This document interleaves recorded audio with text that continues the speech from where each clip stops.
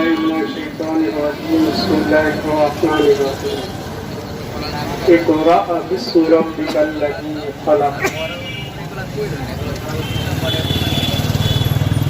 বাংলাদেশ ইসলামী আন্দোলন বাংলাদেশের সহযোগী সংগঠন বাংলাদেশ শিক্ষা বোর্ড মাদারীপুর জেলা শাখা কর্তৃক আয়োজিত গণহত্যার বিচার ইসলাম শিক্ষাকে বাস্তবায়ন করা,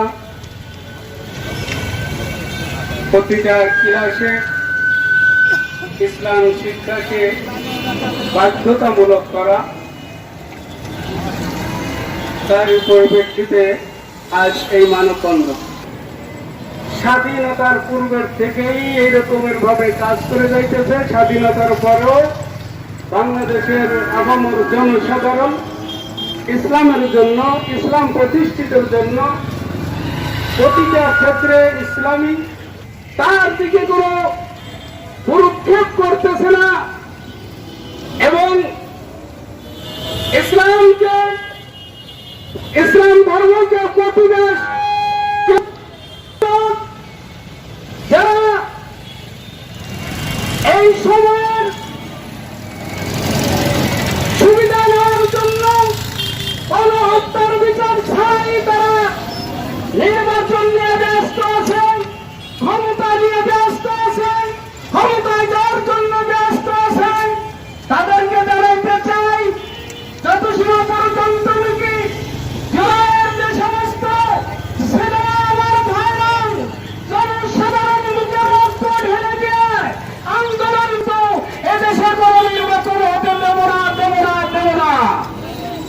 এবং আমাদের আরো দাবি, আমাদের প্রত্যেকটা সেক্টরে প্রাইমারি শুরু থেকে নিয়ে আর কলেজ ভার্সিটি পর্যন্ত প্রত্যেকটা ক্লাসে ইসলাম ধর্মকে বাধ্যতামূলক করতে হবে এবং কওমি মাদ্রাসাকে স্বীকৃতি দেওয়া হয়েছে। তাদের যোগ্যতা অনুসারে প্রত্যেককে তাদের চাকরির গুণার ব্যবস্থা করতে হবে, নচেত আমরা এই শিক্ষা প্রদানের আওতায় ইসলামী আন্দোলন আল্লাহ আমাদের তৌফিক দান করুন। আমার তৌফিক ইল্লা বিল্লাহ পূরণ করুন এবং আপনাদের কেবলমতি সন্তানদেরকে দিন শিক্ষার ব্যবস্থা করুন। পাশাপাশি বই রাখছে কিন্তু পরীক্ষায় আবার ইসলামিয়াত রাখে নাই, অর্থাৎ ইসলামী শিক্ষা পড়লে হইবে না পড়লেও হইবে। কাজেই যেখানে আল্লাহ তাআলা কালামে ঘোষণা করলেন তোমার পড়বো নামের পরে পড়ো, মুসলমান দাবি করবেন ইসলাম শিক্ষা প্রয়োজন হবে না, রাখবে না, এটা কখনোই হইতে পারে না। কাজেই মুসলমানের দেশে মুসলমানের শিক্ষাই চলবে। আমরা যাদেরকে ভাগ করতে দেই, বন্টন করতে দেই, মনে করছিলাম না এই সময়ে শিক্ষক ফোরাম মাদারীপুর জেলা শাখার উদ্যোগে আজকের মানববন্ধনের পর্যায়ে গুরুত্বপূর্ণ বক্তব্য নিয়ে আসছেন জাতীয় শিক্ষক ফোরাম মাদারীপুর সদর থানার সম্মানিত সেক্রেটারি জনাব হযরত মাওলানা মুফতি শাহজালাল হোসেন সাহেব। জনাব হযরত মাওলানা মুফতি শাহজালাল হোসেন সাহেব একটা দাবি নিয়ে এখানে উপস্থিত হয়েছি। আসলে এই দাবিটা আজকের দাবি না, বাংলাদেশ স্বাধীন হওয়ার পর থেকে নিয়ে এখানে 92 থেকে 95% মুসলমান হওয়া সত্ত্বেও মুসলমানদের সাথে বৈষম্য করে যাচ্ছে। একদল নামমাত্র মুসলমান, মুসলমানের দাবি করে তারা ক্ষমতায় যায়, মুসলমানদের লেভেল ব্যবহার করে ক্ষমতায় যাওয়ার পরে মুসলমানদের অধিকার এই হরণ করে যাচ্ছে সব সময়ের জন্য।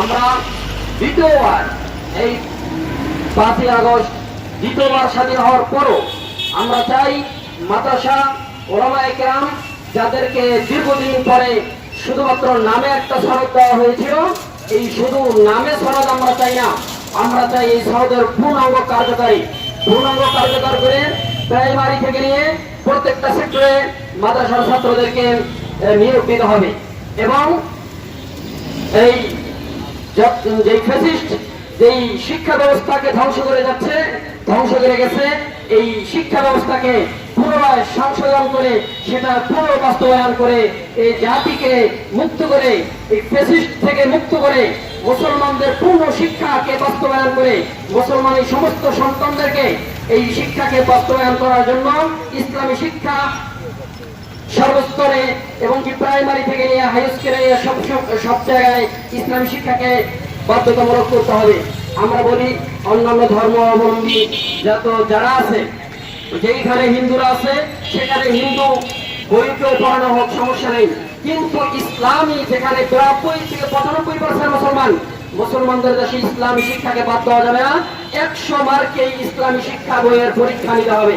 এই আশা ব্যক্ত রেখে এখানে শেষ করছি। আসসালামু আলাইকুম ওয়া রাহমাতুল্লাহ। ভিতরে হবে ইনশাআল্লাহ। আল্লাহ পাক রব্বুল আলামিন আমাদেরকে মুসলমানদের দেশে মুসলমানদের শিক্ষানীতি বাস্তবায়ন হবে না, মুসলমানদের দেশে মুসলমানদের দাবি আদায় হবে না, মুসলমানদের দেশে কোরআনী শাসন কায়েম হবে না। তাদের প্রতি আমাদের জোরালো দাবি থাকবে, যদি আপনারা অনতি বিলম্বে আমাদের দেশের শিক্ষানীতিকে পরিবর্তন না করেন, ইসলামী অনুশাসনে ইসলামের আলোকে শিক্ষানীতিকে রূপান্তর না করেন, তাহলে অতি সত্তর দুর্বার গণ আন্দোলন গড়ে তোলা হবে।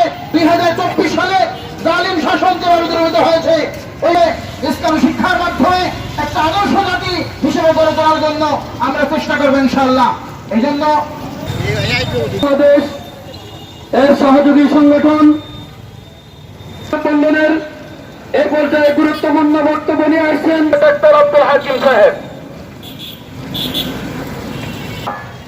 ومن سيئات أعمالنا أما بعد أعوذ بالله। ইসলাম শিক্ষা বইয়ের পরীক্ষা বাদ দেওয়া, আমরা বলবো এটা বাংলাদেশের কোন শিক্ষার বা বাংলাদেশের শিক্ষা ব্যবস্থার কোন সিস্টেম হতে পারে না। এটা অবশ্যই পশ্চিমাদের একটা ষড়যন্ত্র চলতেছে। অর্থাৎ আমরা বিগত দিনে দেখেছি হাই স্কুল আমাদের 6-7-এ এটা ডারউইনের থিওরি, তারা গুরুত্বপূর্ণ বিষয় গ্যাদারিং করে রাস্তাঘাটে আমরা মানুষকে কষ্ট করতে বাধ্য হব। আমাদের দাবি ইনশাআল্লাহ আমরা দাবি আদায় করে ছাড়বো।